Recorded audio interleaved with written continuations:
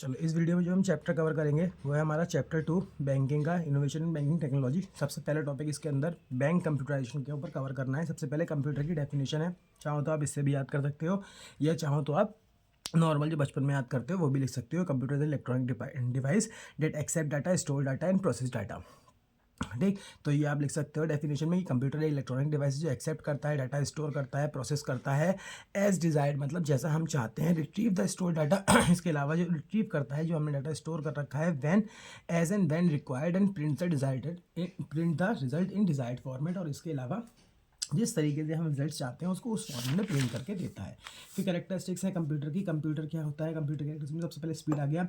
Computer जो है millions times faster human से एक्सेस कर सकता है और डाटा को प्रोसेस कर सकता है। ये स्टोर कर सकता है डाटा को, इन्फॉर्मेशन को अपनी मेमोरी में, और रिजल्ट प्रोड्यूस कर सकता है। दूसरा है स्टोरेज। अगर हम स्टोरेज की बात करें, computer have the capability of storing vast amount of data और इन्फॉर्मेशन। कंप्यूटर के पास मतलब बहुत बड़ी मात्रा में, बहुत लार्ज क्वांटिटी में डाटा को स्टोर करने की और इन्फॉर्मेशन को स्टोर करने की कैपेबिलिटी होती है। Today's computer are also capable of storing picture, sound and digital form. आजकल के जो कंप्यूटर्स हैं, आज के टाइम पे हम देख ही रहे हैं, हम कंप्यूटर्स के अंदर पिक्चर्स और साउंड वीडियोज़ वगैरह को MP4 फॉर्मेट में भी सेव कर सकते हैं। Accuracy, the accuracy of computer is very high and every calculation is perform with the same accuracy. मतलब कंप्यूटर की एक्यूरेसी बहुत ही ज़्यादा, कह सकते हैं आप, एक्यूरेट होती है, मतलब ज़्यादा हाई होती है। जैसे कि हम लोग जब कैलकुलेशन करते हैं तो उसमें कभी कभी हमारी इतनी एक्यूरेसी नहीं आती। हो सकता है कभी बाई चांस गलतियाँ हो ही जाती हैं, छोटी छोटी गलतियाँ भी हो जाती हैं, लेकिन कंप्यूटर की कभी कोई गलती नहीं होती है। और कंप्यूटर सेम एक्यूरेसी से हज़ारों कैलकुलेशंस को कर सकता है। मतलब जो वो सुबह करेगा जिस एक्यूरेसी से कैलकुलेशन, सेम एक्यूरेसी से 1 घंटे बाद करेगा, सेम उसके 2 घंटे बाद करेगा। ये चीज़ उसके संग होती है। डिलीजेंस का यहाँ पे मतलब है computer is free from tiredness and lack of concentration. मतलब कंप्यूटर कभी थकता नहीं है, उसका कंसंट्रेशन कभी वीक नहीं होता है। वर्सैलिटी का मतलब हो गया एक तरीके से डायनामिक कह सकते हो। Computer can perform wide range of job with speed, accuracy and diligence. मतलब कंप्यूटर जो है वाइड रेंज ऑफ जॉब्स जो है वो परफॉर्म कर सकता है स्पीड के साथ, एक्यूरेसी के साथ और डिलीजेंस के साथ। मतलब तेज़ी के साथ, बिल्कुल सही, और डिलीजेंस मतलब बिना थके कर सकता है। Communication, computer are being used as a powerful communication tools. Communication, आजकल कम्युनिकेशन करने के लिए भी कंप्यूटर का इस्तेमाल किया जा रहा है। It is possible to communicate with others through network of computer. हम नेटवर्क ऑफ कंप्यूटर्स की मदद से एक दूसरे से कम्युनिकेट कर सकते हैं, जैसे ईमेल्स वगैरह हो गई, वीडियो कॉन्फ्रेंसिंग हो गई, इसकी मदद से हम कम्युनिकेट कर सकते हैं। Processing power, computer has comes a long way today. Computer अब बहुत ज़्यादा एडवांस हो चुके हैं। In those course of evolution, इस एवोल्यूशन के कोर्स में they have become faster, smaller, cheaper and more reliable end user friendly. मतलब जैसे जैसे ये इवॉल्व हुए वैसे वैसे ये और फास्टर हो गए, छोटे होते चले गए हैं, सस्ते हो गए हैं और ज़्यादा रिलायबल और यूज़र फ्रेंडली हो गए हैं। मतलब ये जो है बहुत तेज़ काम करने लगे हैं पहले के मुकाबले। अगर आप देखो पुराने कंप्यूटर्स को कभी सर्च करना और उसकी पिक्चर्स गूगल पे, तो आप देखोगे बहुत बड़े बड़े कंप्यूटर्स हुआ करते थे। लेकिन आज के टाइम पे देखो आप, मॉनिटर्स वगैरह बहुत छोटे हो गए हैं। ठीक है, ये चीज़ देखने को मिली है। पहले के मुकाबले ज़्यादा फास्ट काम करते हैं आजकल के हमारे पीसीज वगैरह। ठीक है, सस्ते भी आने लगे हैं। इसके अलावा रिलायबल, भरोसेमंद हैं। ठीक, यूज़र फ्रेंडली, और मतलब आजकल के कंप्यूटर्स में जो सॉफ्टवेयर डिज़ाइन किए जाते हैं वो इस हिसाब से किए जाते हैं कि यूज़र उन्हें ऑटोमेटिकली आसानी से चलाना सीख पाए। इसके अलावा हमें कंप्यूटर के कंपोनेंट्स को पढ़ाया जाता है। कंप्यूटर के 3 कंपोनेंट होते हैं, इनपुट यूनिट, CPU और आउटपुट यूनिट। अब ये क्या होते हैं, शॉर्टकट में देख लेते हैं। तो इनपुट यूनिट मतलब वो सारे डिवाइसेस आ जाएंगे इसके अंदर जिसका इस्तेमाल हम करते हैं डाटा को इनपुट करने के लिए, डाटा को फीड करने के लिए कंप्यूटर के अंदर। ठीक, CPU तो आपको पता ही है, ब्रेन होता है हमारे कंप्यूटर का।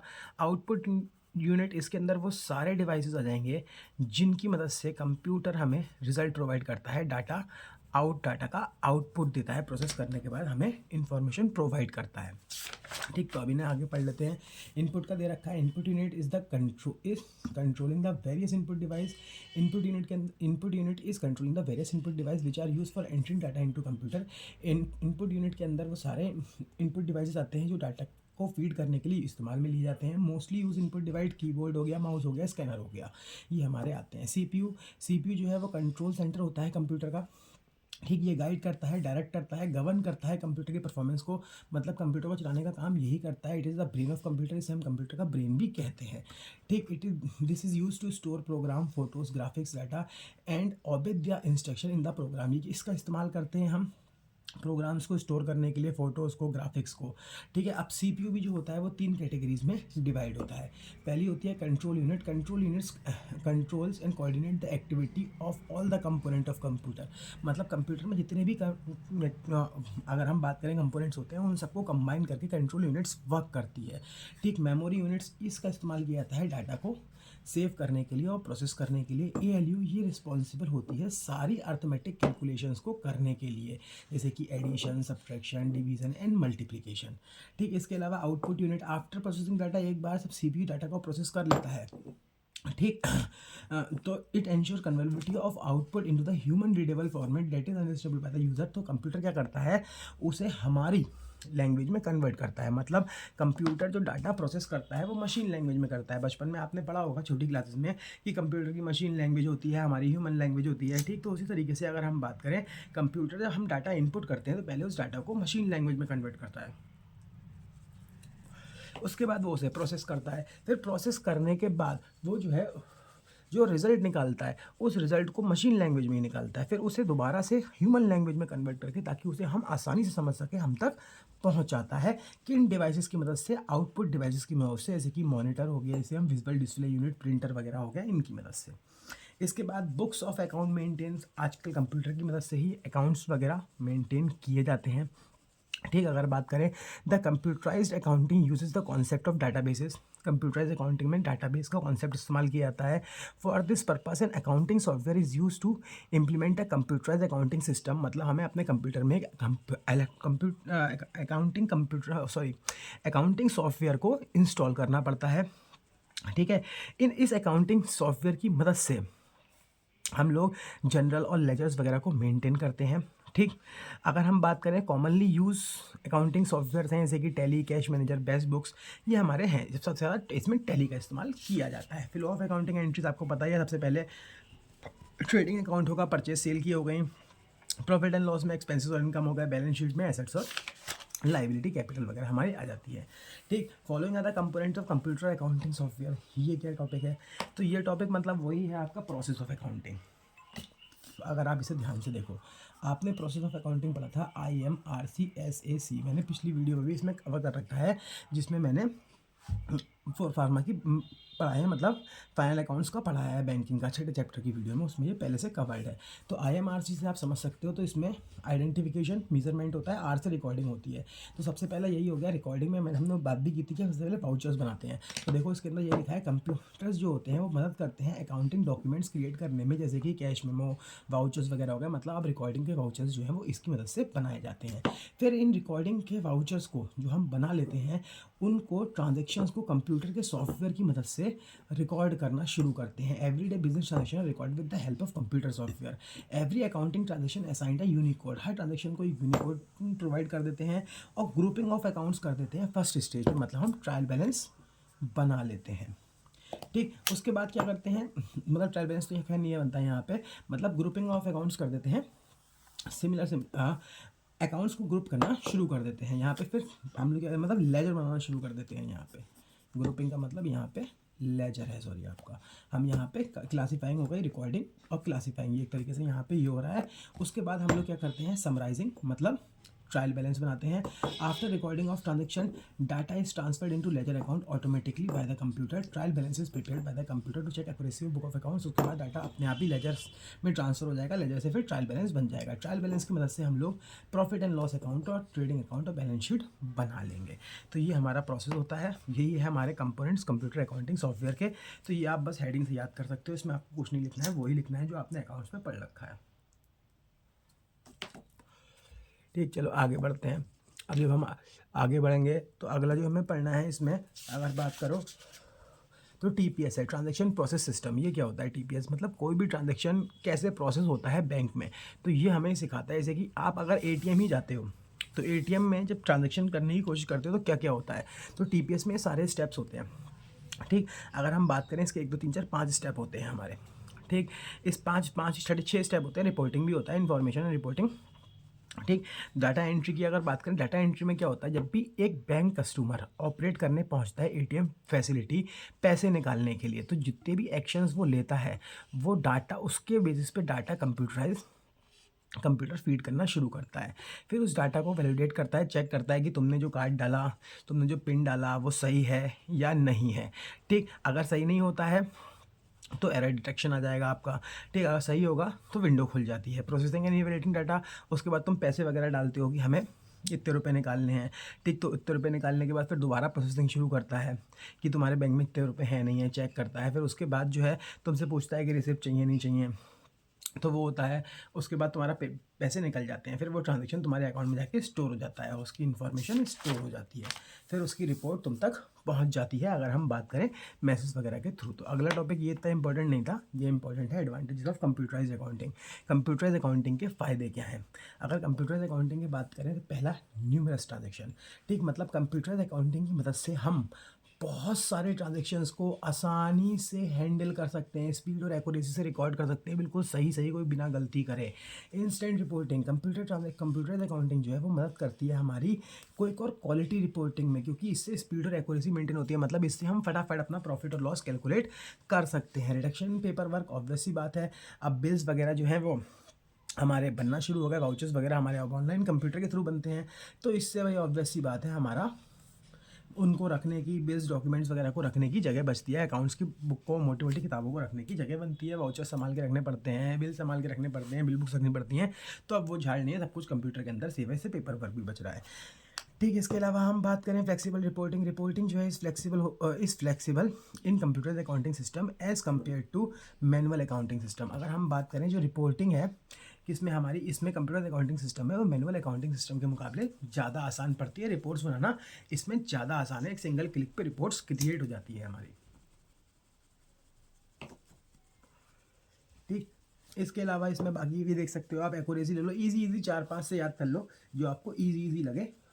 जैसे अकाउंटिंग क्वेरीज की बात करें, मतलब there are accounting queries which are based on some external parameters. For example, accounting queries होती हैं जो उनको सॉल्व करने में मदद करता है। जैसे a query to identify customer who have not made the payment within the permissible credit period can be easily answered by using the structure query language support database technology in computers accounting system. मतलब example के तौर पर आप ले सकते हो कि एक क्वेरी है, हमें आइडेंटिफाई कस्टमर करने हैं जिन लोगों ने कोई भी पेमेंट वगैरह नहीं किए, तो उसको हम एसक्यूएल की मदद से, डाटाबेस की मदद से अपने निकाल सकते हैं। Online facility, computer accounting system offers online facility to store process transaction data so as to retrieve information to generate and view financial reports. मतलब ये जो है ऑनलाइन फैसिलिटी प्रोवाइड करता है डाटा को स्टोर करने की, प्रोसेस करने की, ताकि फाइनेंशियल रिपोर्ट्स बनाए जा सकें। स्केलेबिलिटी का मतलब हो गया इसका ये जो है लार्ज स्केल पे काम कर सकता है, इसकी कॉस्ट भी ज़्यादा नहीं आती है, मतलब कॉस्ट बढ़ेगी भी नहीं। एक्यूरेसी, मतलब सारी रिपोर्ट्स वगैरह जो है बिल्कुल एक्यूरेट होंगी, therefore quite reliable for decision making, फैसले लेने में हमें मदद कर सकती हैं। सिक्योरिटी, अगर हम बात करें कंप्यूटराइज अकाउंटिंग सिस्टम जो होता है वो बहुत ज़्यादा सिक्योर माना जाता है।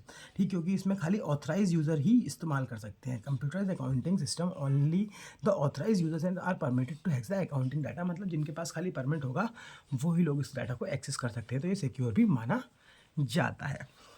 इसके बाद अगर हम बात करें आपको क्या क्या चाहिए इसके लिए चलाने के लिए, तो अकाउंटिंग फ्रेमवर्क चाहिए। मतलब it is the application environment of computer accounting system. Healthy accounting framework help the accounting principle coding grouping structures the pre condition of any computer accounting system. मतलब एक सॉफ्टवेयर होना चाहिए जिसके अंदर सारे अकाउंटिंग प्रिंसिपल्स कोडेड होने चाहिए, grouping वगैरह सब कुछ होना चाहिए। Operating procedure, a well convinced and designed operating procedure blended with suitable operating environment of enterprise is necessary to work with the computerized accounting system। मतलब एक well convinced operating procedure होना चाहिए एक अच्छे ऑपरेटिंग इन्वायरमेंट के साथ किसी भी ऑर्गेनाइजेशन के अंदर, ताकि इस सिस्टम को रन किया जा सके। अब सबसे important topic CBS core banking solution.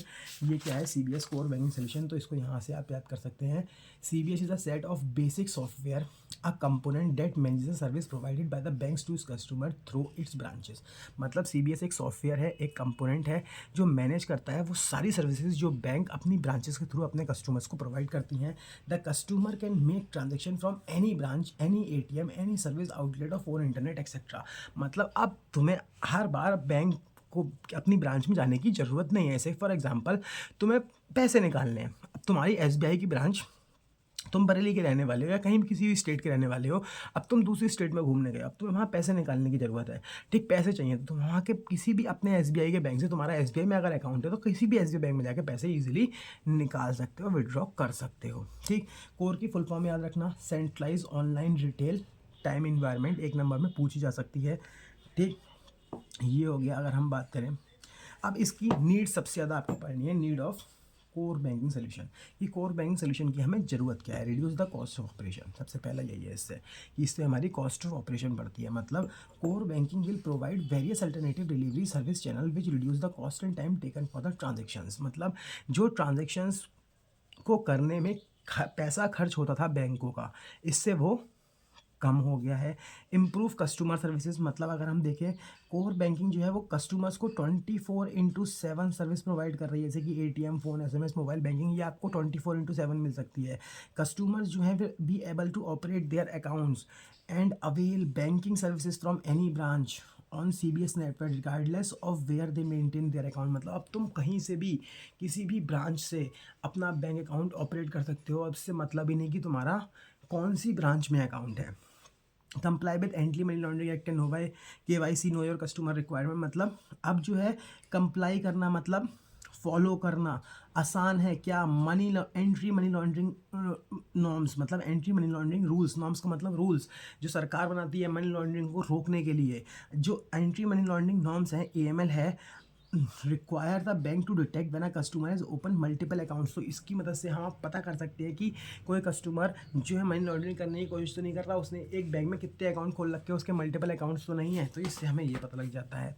Integrate with electronic payment system, अगर हम बात करें तो ये मदद करता है हमारी किसमें, इलेक्ट्रॉनिक फंड ट्रांसफ़र में, जैसे कि नेफ्ट हो गया, RTGS हो गया, तो ये हमारा इसमें मदद करता है।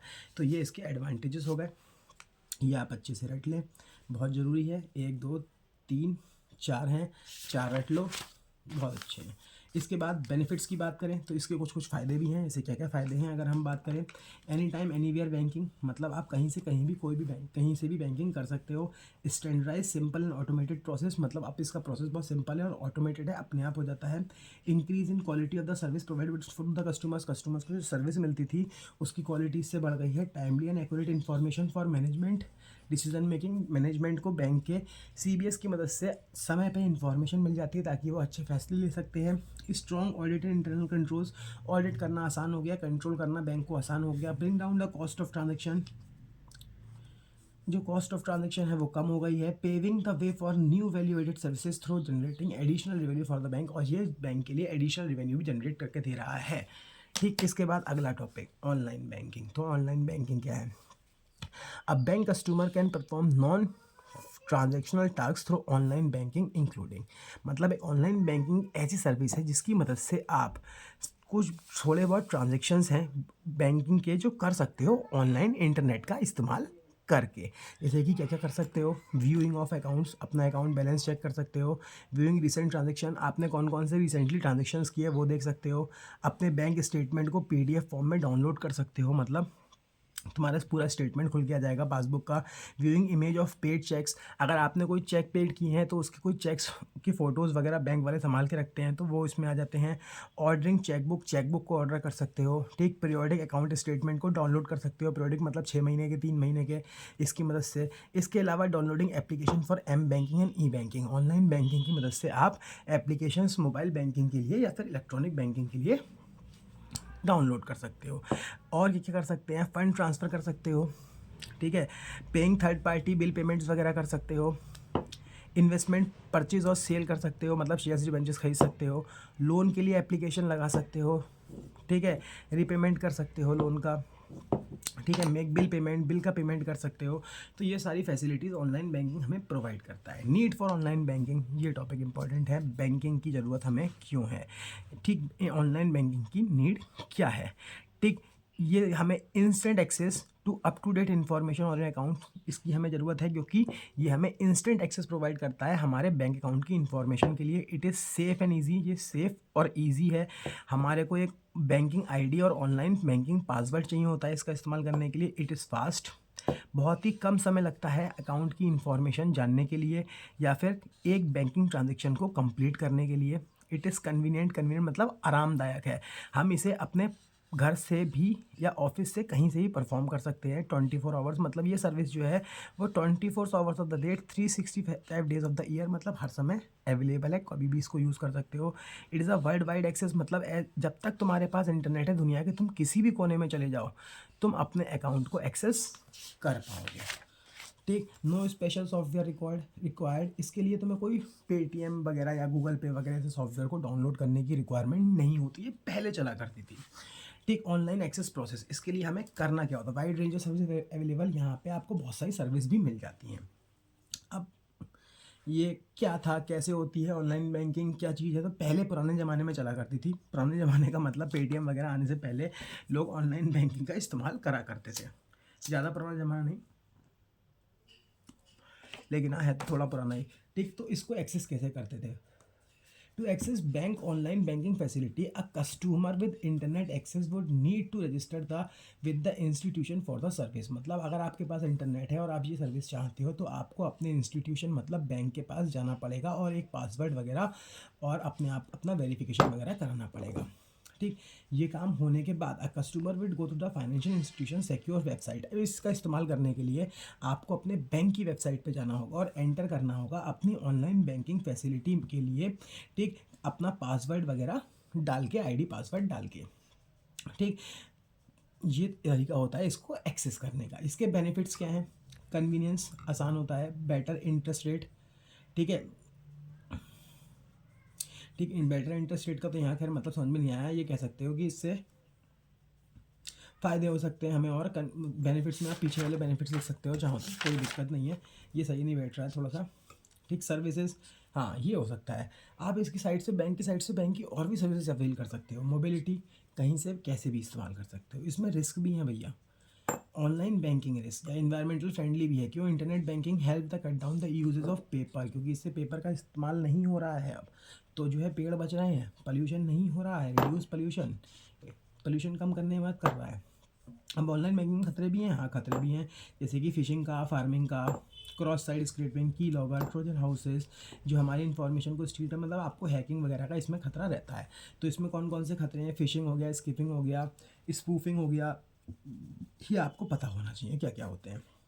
तो फिशिंग क्या होता है, phishing is the way of sending emails at habitually indicating to come from a candid company which is operating on the internet. मतलब फिशिंग में क्या होता है, फिशिंग में आपके पास एक ईमेल आएगा किसी अच्छी कंपनी से, कोई नामी कंपनी से जो कि ऑनलाइन ही हमारी ऑपरेट कर रही होगी। When the customer make an attempt it request disclosing the information at bogus website will be operated by them. जब कस्टमर उसे खोलने की कोशिश करेगा, ईमेल को खोलेगा और उसमें लिंक वगैरह में क्लिक करेगा जैसे ही, तो कस्टमर की इन्फॉर्मेशन उन तक पहुंच जाएगी और फिर वो उसका इस्तेमाल करेंगे अपने पर्पस के लिए। Skimming, fraudsters use skimmers to make fake ATM card swipe device which reads the consumer ATM cards information. ये क्या होता है, इसकी वीडियो आप देख सकते हो, आपको यूट्यूब वगैरह पे मिल जाएंगी। ये जहाँ पे आप कार्ड स्लॉट आपका लगा होता है एटीएम में, कभी कभी वहाँ पे एक स्कीमर नाम का डिवाइस लगा दिया जाता है हैकर्स के थ्रू। जैसे ही आप उसमें कार्ड इंसर्ट करते हो, वो एटीएम में तो इंसर्ट हो रहा है कार्ड, लेकिन होता क्या है उससे, जैसे ही आप कार्ड उसमें डालोगे वो आपके कार्ड का डाटा रीड कर लेगा, आपके कार्ड का सीसीवी नंबर, आपके कार्ड का मेन नंबर, फिर वो उसकी मदद से कहीं पे भी आपको पैसे खर्च करने के लिए वो डाटा यूज़ करेंगे। जैसे ही वो उसको यूज़ करेंगे आपके पास ओटीपी आएगा और आपसे ओटीपी कबूलवा लेंगे किसी ना किसी तरीके से। ठीक, कैसे ना कैसे डरा के धमका के, मतलब या फिर प्यार से कैसे ना कैसे तरीके से वो ओटीपी आपसे ले लेंगे और फिर आपके संग फ्रॉड हो जाएगा। Spoofing, the invader create the misleading content which falls you in making the unsuitable security appropriate decision. मतलब ये भी होता है। इसमें क्या होता है, इसमें आपका ठीक, for example false ATM machine has been setup. Spoofing क्या है, मतलब फॉल्स एटीएम मशीन्स वगैरह लगा रखी हैं, कहीं ना कहीं पे फर्जी एटीएम मशीन्स लगा दी, या फिर कोई फर्जी कार्ड रीडर वाली मशीन हो गई। जैसे तुमने उसे स्कैन, उसमें कार्ड अपना डाला, लेकिन वो मशीन तो काम नहीं करेगी, लेकिन आपका डाटा वो चोरी कर लेगी।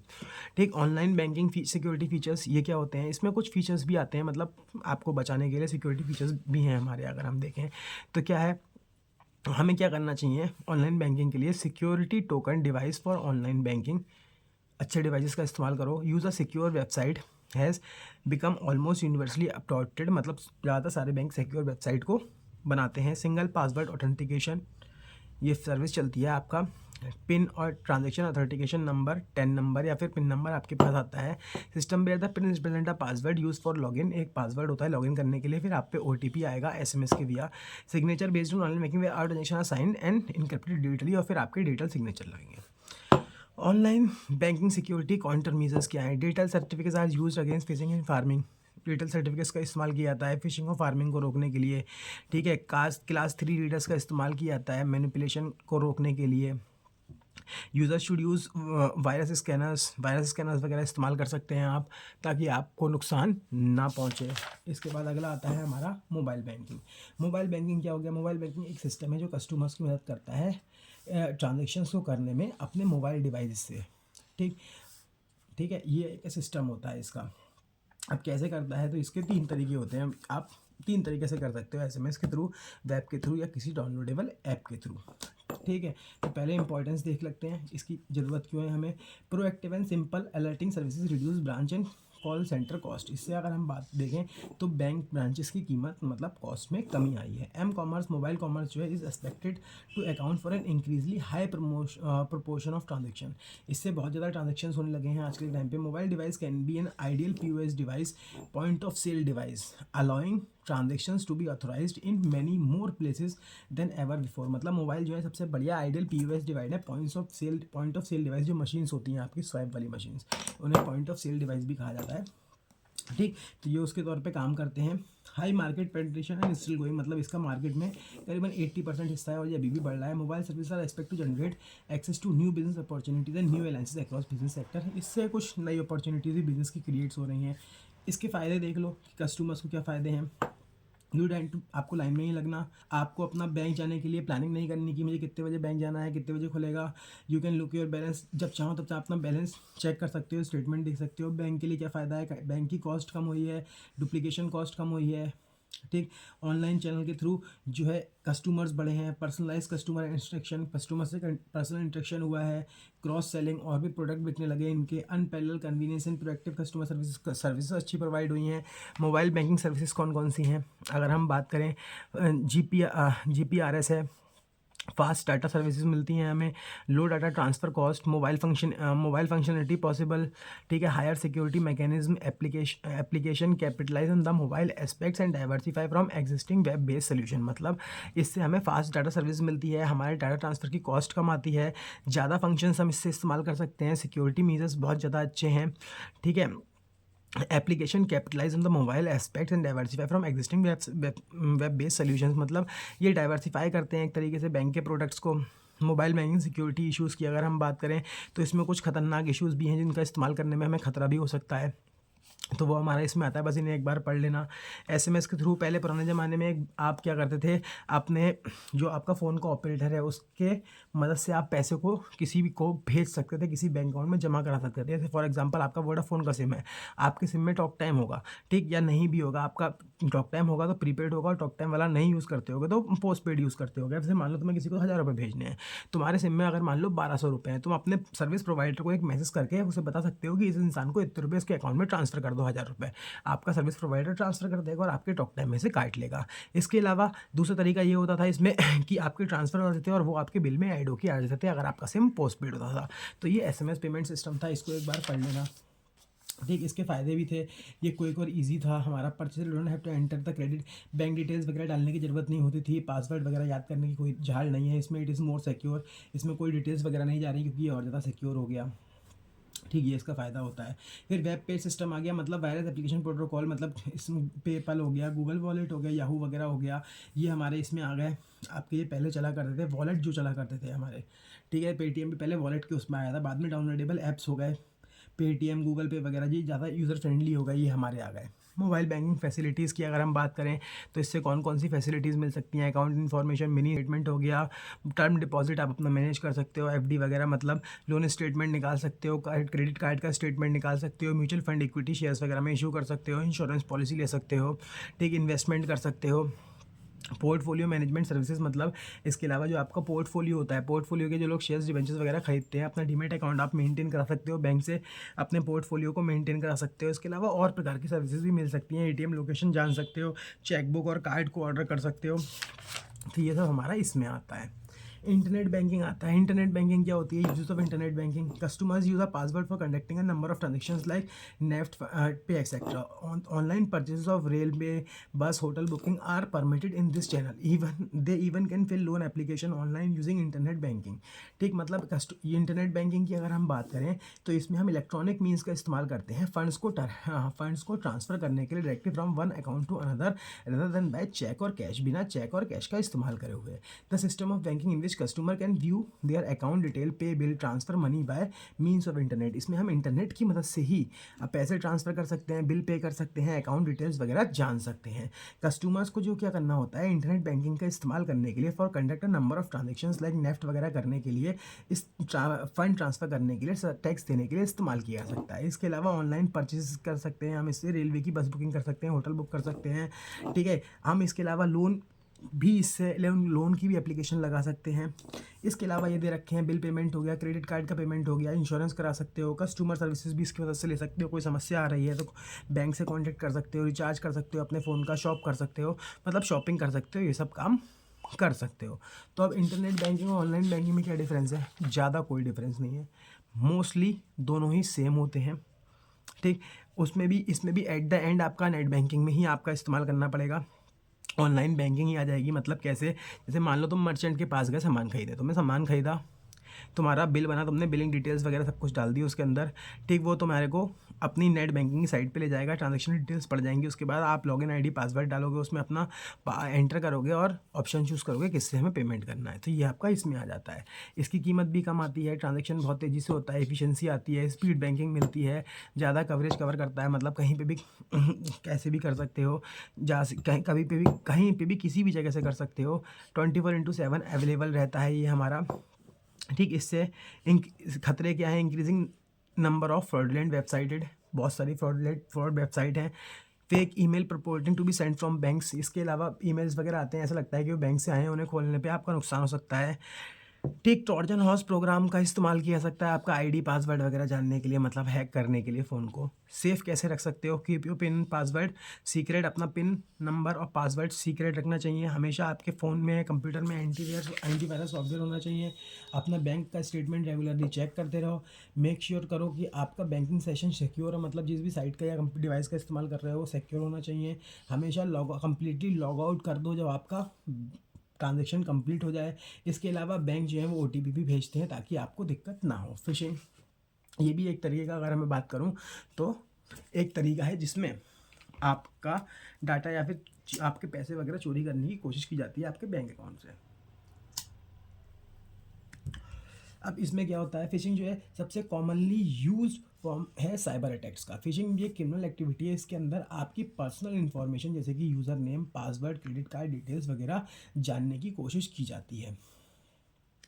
ठीक है, miscoding as a trustworthy individual और entity in all sorts of electronic communication such as email, website, call और एक्शन नोटिस। मतलब कोई आपको फ़ोन भी करेगा, बताएगा हम यहाँ से बोल रहे हैं, आपके अकाउंट में ये समस्या हो गई, या फिर पहले बुद्ध लोगों के संग ज़्यादा होती थी।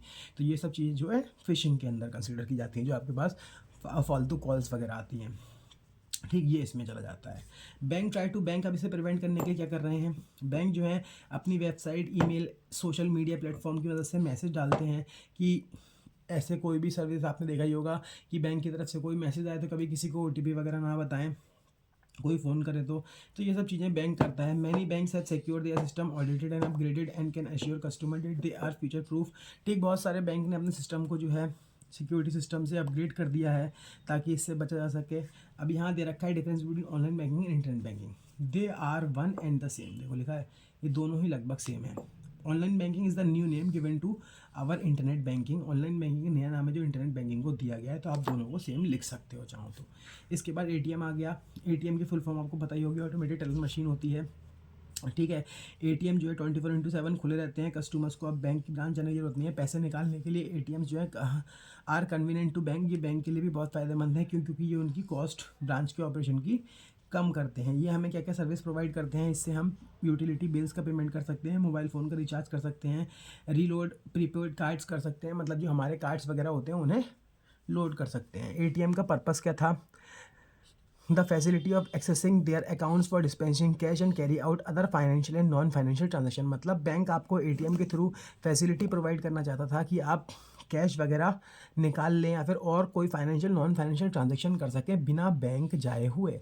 एटीएम के यूजेस क्या हैं? 24 घंटे इससे हमें कैश का एक्सेस है, हम पैसे निकाल सकते हैं, अकाउंट का बैलेंस दे सकते हैं, मिनी स्टेटमेंट निकाल सकते हैं, चेकबुक ऑर्डर कर सकते हैं, अकाउंट स्टेटमेंट निकाल सकते हैं, फंड्स ट्रांसफ़र कर सकते हैं, प्रीपेड कार्ड वगैरह को रिफ़िल कर सकते हैं, पे your utility bills, electricity bill वगैरह पे कर सकते हैं, कैश जमा भी कर सकते हैं, CDM machine, cash deposit machines जो होती हैं, पिन चेंज, हम अपना मतलब एटीएम कार्ड का पिन भी चेंज कर सकते हैं, लर्न अबाउट अदर प्रोडक्ट और बैंक के अदर प्रोडक्ट्स के बारे में इंफॉर्मेशन भी इससे ले सकते हैं। ATM, how to use ATM for cash withdrawal.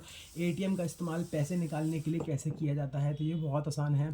ठीक, जब आपके पास नया नया एटीएम कार्ड आता है तो आपको एटीएम कार्ड दिया जाता है, उसके साथ एक पिन भी दिया जाता है। फिर customer has an account, customer needs to change the password before using the card. लेकिन कार्ड का इस्तेमाल करने से पहले आपको पासवर्ड को चेंज करना होता है।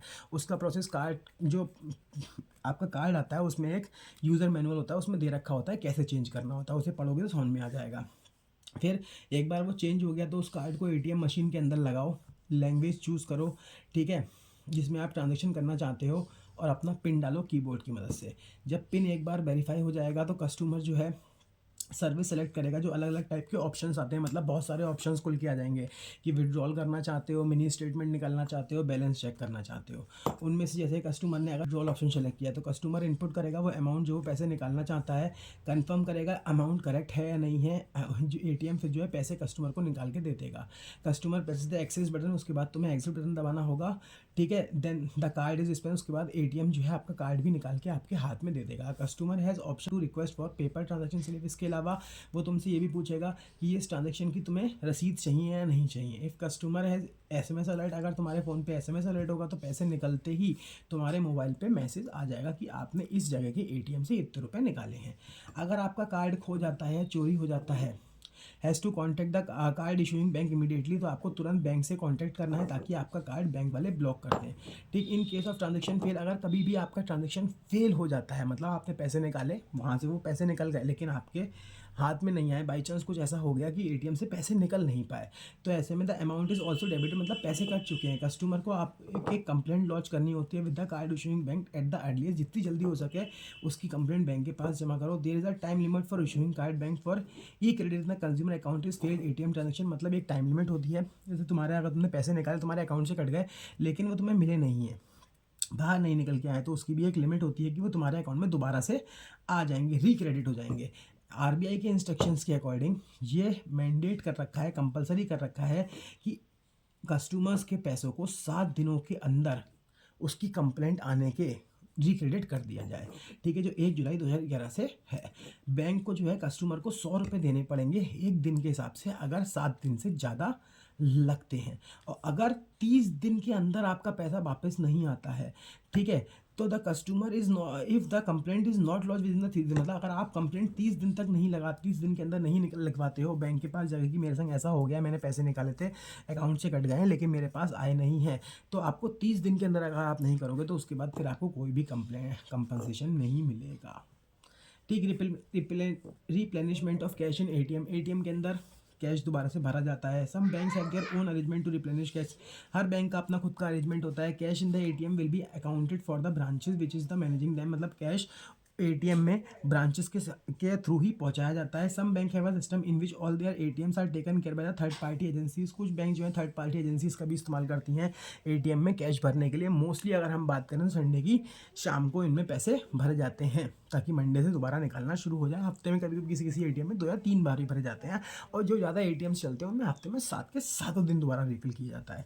तो यहाँ ये पैसे दोबारा से एटीएम में चले जाते हैं। एटीएम में कोई जादू की मशीन तो है नहीं कि हर बार पैसे निकल के देती जाएगी, बिना उसमें डाले हुए, तो पैसे उसमें डालने भी पड़ते हैं।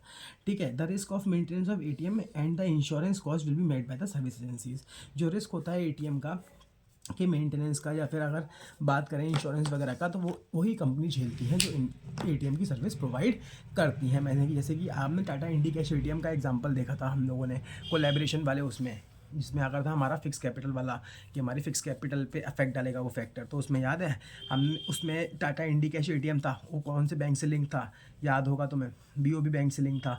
ठीक, तो बीओबी वालों ने अपना एटीएम खोलने की जगह क्या किया, टाटा से कोलैब किया था उसमें कि अपना एटीएम खोल दो, उससे उनका पैसा भी खर्च कमाया था। तो इसमें सारा मेंटेन उनटेन का खर्चा टाटा उठा रहा है, सारा इंश्योरेंस सब रिस्क टाटा का है, बस नाम किसका है, बीओबी का है कि बीओबी का एटीएम है टाटा के कोलैबोरेशन में। तो ये ऐसा भी काम हो जाता है, ये थर्ड पार्टी कहते हैं हम। तो ये आपका पूरा चैप्टर था।